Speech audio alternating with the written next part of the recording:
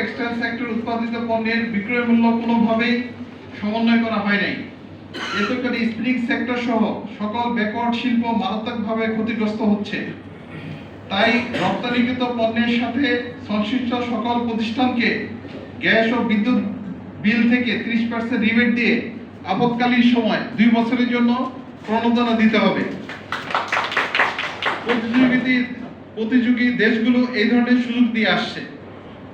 সুতা আমদানির ক্ষেত্রে আমরা বিভিন্ন সময় দেখেছি যে সুতা রপ্তানিকৃত দেশসমূহের সরকার প্রণোদনার কারণে আমাদের দেশের উৎপাদন খরচের চেয়ে কম দামে তারা সুতা রপ্তানি করছে। এক্ষেত্রে বাণিজ্য মন্ত্রণালয়ের নির্দিষ্ট মনিটরিং এর মাধ্যমে অ্যান্টি ড্যাম্পিং অথবা সেফগার্ড ডিউটি প্রয়োগ করতে জোর দাবি জানাচ্ছি। যেমন আমাদের দেশের পাট পণ্যের উপর অন্য দেশ কর্তৃক প্রয়োগ করা হয়েছে।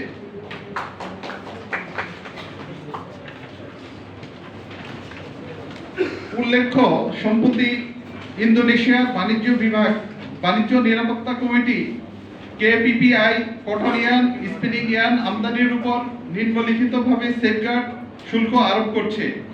মোট 27টি HS কোডের ইয়ার্নের উপরে শুল্কের আওতায় এসেছে।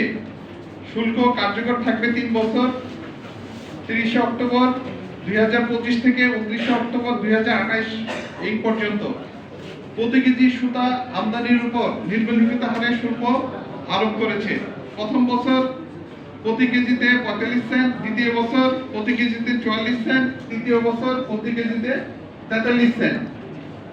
বাংলাদেশ ব্যাংকের রিজার্ভ থেকে ব্যাকওয়ার্ড লিঙ্কেজ ইন্ডাস্ট্রি এবং গার্মেন্টস 4 নম্বর, বাংলাদেশ ব্যাংকের রিজার্ভ থেকে ব্যাকওয়ার্ড লিঙ্কেজ ইন্ডাস্ট্রি এবং গার্মেন্টস ফ্যাক্টরিগুলোকে সহযোগিতা করার জন্য $8 বিলিয়ন মতো EDF ফান্ড বরাদ্দ ছিল, যা কোনো ফ্যাক্টরির 1 বছরের ইম্পোর্ট অথবা $30 মিলিয়ন মধ্যে যেটি বেশি সমপরিমাণ বরাদ্দ দেওয়া হতো।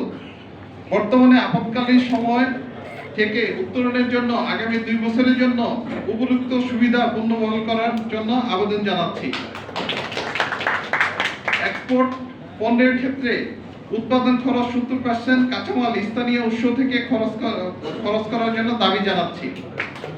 6 নম্বর, পণ্য বহুমুখীকরণ, রিসাইকেল এবং সাস্টেনেবল প্রোডাক্ট ও উক্ত পণ্যের উৎপাদন বৃদ্ধির লক্ষ্যে রিসাইকেল এবং সাস্টেনেবল পণ্যের উপর অতিরিক্ত 5% উপযুক্ত 10%-এর বাইরে প্রণোদনা দেওয়ার জন্য জোর দাবি জানাচ্ছি এবং উল্লেখিত পণ্য উৎপাদনের জন্য স্পিনিং মিলের মেশিনারিজগুলোকে যুগোপযোগী ও আধুনিকায়নের জন্য 5% ইন্টারেস্টে 10 বছর মেয়াদী বিশেষ প্যাকেজে ঋণ সহায়তা প্রদানের জন্য দাবি জানাচ্ছি। 7 নম্বর, বিগত বছরগুলোতে ধারাবাহিকভাবে টাকার অবমূল্যায়ন হওয়ার জন্য প্রায় 40% কাঁচামাল আমদানির সক্ষমতা কমে গিয়েছে। ফলে বর্তমানে কারখানাগুলো প্রায় 50 থেকে 60% ক্যাপাসিটিতে চলছে। তাই পূর্ণ মাত্রায় উৎপাদন সক্ষমতা ফিরিয়ে নিতে আমদানির ক্যাপাসিটি বৃদ্ধি করার জন্য জোর দাবি জানাচ্ছি। পরিশেষে উপরোক্ত বিষয়সমূহের গুরুত্ব বিবেচনায় বাংলাদেশের রপ্তানি খাতের সাথে সম্পৃক্ত অত্যন্ত গুরুত্বপূর্ণ স্পিনিং সেক্টর চলমান এই ভয়াবহ পরিস্থিতি থেকে অতি দ্রুত উত্তরণের জন্য এই সেক্টর সংশ্লিষ্ট সকলের পক্ষ থেকে সরকারের কাছে জোর দাবি জানানো যাচ্ছে।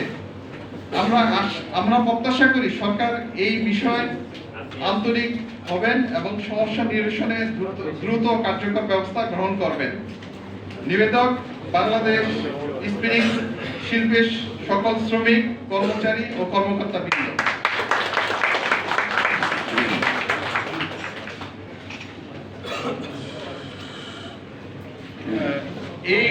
আমাদের এই প্রস্তাবনা সমূহের উপরে যদি কারো কোনো প্রশ্ন থাকে আপনারা করতে পারেন, আমরা সেটার উত্তর দেব। আয়োজন করেছে স্পিনিং শিল্পে কর্মরত শ্রমিক, কর্মচারী ও কর্মকর্তা। আমাদের দেশে সুতার মার্কেট ভালো না হওয়ার কারণে নাকি দাম বেশি হওয়ার কারণে কেন করা হচ্ছে? সুবিধার কারণে এই ইনপুটটা ডে বাই ডে বেড়ে যাচ্ছে। আমাদের দেশে স্পিনিং মিলগুলো বন্ধ হয়ে যাওয়ার উপক্রম হচ্ছে। আমরা তো জানি এই সেক্টরটা আমরা অনেক শক্তিশালী।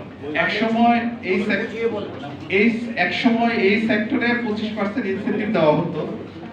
আস্তে আস্তে ইনসেন্টিভ গুলো তুলে দিয়ে গত সরকারের শেষ সময়ে এসে এটা 5% থেকে যখন 1.5% হলো, আমাদের স্পিনিং ফ্যাক্টরিতে কফিনে লাস্ট প্যারেটটা তখনই মারা হয়েছে। এর সাথে সাথে যেটা হলো, আমাদের প্রতিদিন বেশি দেশ তাদের কোনো ইনসেন্টিভ একসময় ছিল না, তাদের ইনসেন্টিভ করে ফেললো প্রায় 11% সবকিছু মিলে। যখন 11% ইনসেন্টিভ তারা দিচ্ছে, আপনারা যদি একটা হিসাব করি, আজকে আমাদের পার্শ্ববর্তী দেশ থেকে সুতা আসতেছে 2.5 থেকে 2.55, যেটা আমাদের যে উৎপাদন খরচ যেটা আসতেছে এটা হচ্ছে প্রায় $3 মতো, প্রায় এটা থেকে 40 থেকে 50 সেন্ট কমে সুতা হচ্ছে। এবং ইনসেন্টিভ যেটা তারা দিচ্ছে ইন্ডিয়াতে, আমাদের এখানে ইনসেন্টিভ যেটা দিত, আমরা এটা অ্যাপ্লিকেশন করার প্রায় 1 বছর সময় লেগে যেত, কিন্তু ইন্ডিয়াতে যেটা দিচ্ছে বা অন্যান্য দেশে যেটা দিচ্ছে, যখন এই মালামালটা কোর্টে আসার পরে ব্যাংক এই ডকুমেন্টটা বিএলটা তাদের ব্যাংকে যায়, ব্যাংকে যাওয়ার উইদিন 3 ওয়ার্কিং ডেজের মধ্যে তারা এই পেমেন্টটা তাদের অটোমেটিক্যালি ব্যাংকে চলে যায়। তো এই এত সুবিধা দেওয়ার জন্য এবং প্রাইসের এত ডিফারেন্সের জন্য এবং এত সুবিধা দেওয়ার জন্য কেউ বাইরে থেকে, মানে লোকাল থেকে কেউ সুতা নিচ্ছে না, সব বাইরে থেকে সুতা নিয়ে আসছে।